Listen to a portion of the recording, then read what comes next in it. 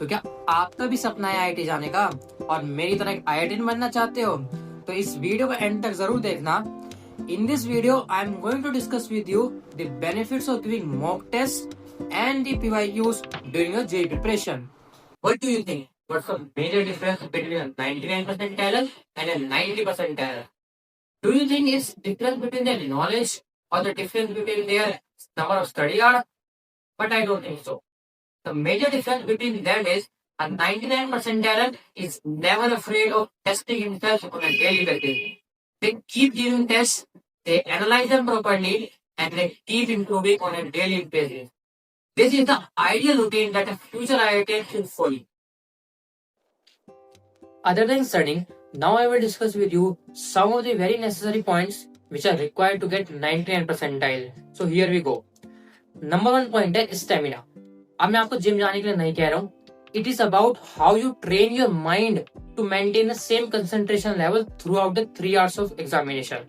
अब देखो, हमने ऑब्जर्व किया है कि हमारी जो प्रोडक्टिविटी होती है, हमारा जो माइंड का फोकस लेवल होता है ना, वो टाइम के साथ डिक्रीज होता रहता है. और जब हम एग्जाम देते हैं और जो हमारा फर्स्ट आवर होता है उसमें जो हमारी एक्यूरेसी है वो तो अच्छी होती है और हमारा जो नंबर ऑफ क्वेश्चन अटेम्प्ट है वो भी बहुत अच्छा होता है. लेकिन जैसे 1 आवर के बाद हम आगे बढ़ते हैं, हमारी जो एक्यूरेसी है उसमें ड्रास्टिक डिक्रीज होता है, हमारा जो क्वेश्चन का अटेम्प्ट है वो भी कम हो जाता है.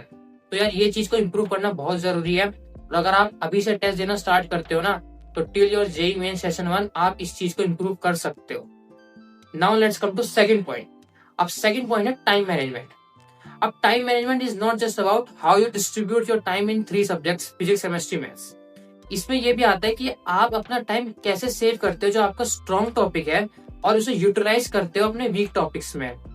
मतलब इसमें आपको मैनेज करना होता है कि आपको उसी टाइम डिसीजन लेना होता है ऑन द स्पॉट कि हाँ ये क्वेश्चन को मेरी इतने लिमिट, मतलब इतना टाइम दूंगा इस क्वेश्चन को सॉल्व करने के लिए.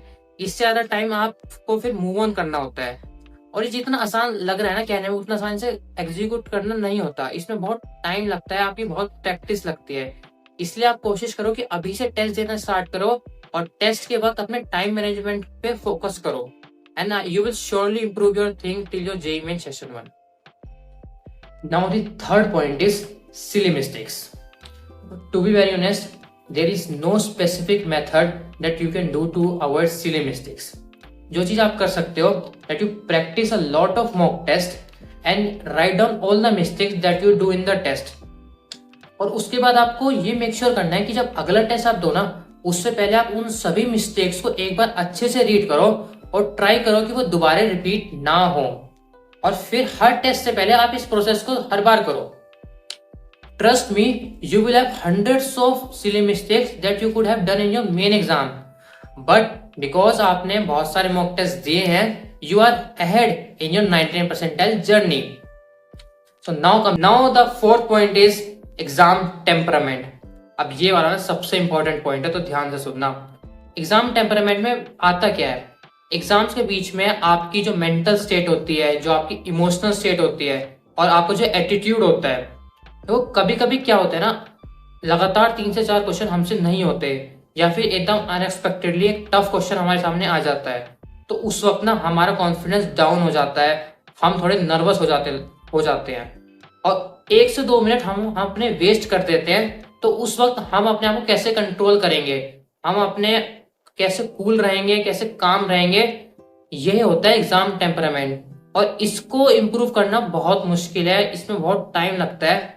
लेकिन अगर आप अभी से टेस्ट देना स्टार्ट करोगे और इन एरियाज पे वर्क करोगे ना एग्जाम के बीच में, तो यार आप इसको इम्प्रूव कर सकते हो. इतने भी मुश्किल चीज नहीं है ये. एट द एंड में यही कहूंगा कि stop waiting for your syllabus to complete, start giving the test.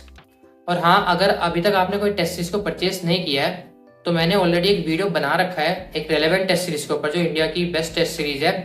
मैं उसका लिंक कमेंट बॉक्स में डाल दूंगा और साथ में टेस्ट सीरीज का लिंक भी डाल दूंगा.